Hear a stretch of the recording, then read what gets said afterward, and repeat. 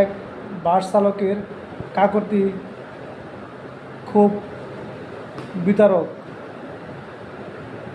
সেদিন বাস চালক বলতেছে, মেডিকেল কলেজ ছাত্রছাত্রীদের বিগত 20 বছর যাবৎ হাত বাড়া নেই, কিন্তু তারা প্রতিষ্ঠিত হয়ে ডাক্তারের ভিজিট আমাদের কাছ থেকে হাত বাড়া নেয় না, বরঞ্চ তাদের কাছে গেলে বিভিন্ন ধরনের তারা ব্যবসা খুলে নিয়েছে।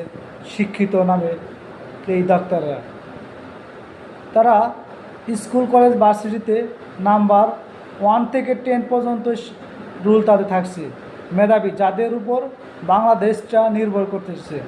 তারাই কি করেছে, তারা এক কমিশন খাচ্ছে ওষুধ বিক্রেতাদের কাছ থেকে, দ্বিতীয়ত কমিশন খাচ্ছে তারা রিপোর্টের থেকে, তৃতীয় তারা টাকা নিচ্ছে এই রুগীদের কাছ থেকে। তারা 3 ভাবে ডাক্তার চিকিৎসা থেকে ক্ষেত্রে টাকা ইনকাম করতেছে।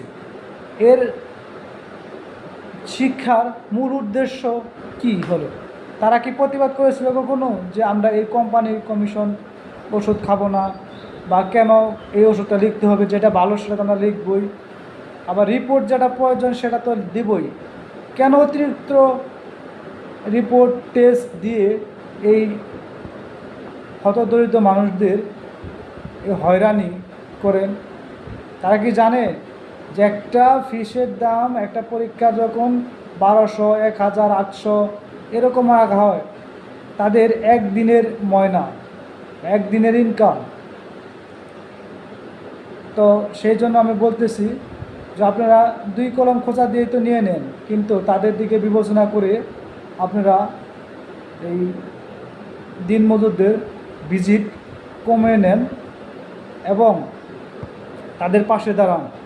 তাদেরকে আপনাদের কিছু টাকা কমিশনের আশায় এই রিক্সা চালক, ভ্যান চালক, বাস চালকদের উপরে এতগুলো রিপোর্ট চাপিয়ে দিবেন না, গাদি গাদি ওষুধ দিবেন না, যেগুলো ওষুধে কাজ হবে না জানা সত্ত্বেও আপনারা দিচ্ছেন কোম্পানির কাছ থেকে কমিশনকে।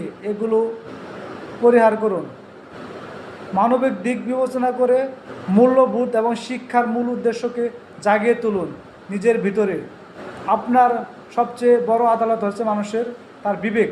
আপনার বিবেককে প্রশ্ন করুন, আপনি যে মানুষকে ঠকিয়ে যেগুলো কাজ করতেছেন এটা আসলেও ঠিক কিনা। ধন্যবাদ। আসসালামু আলাইকুম।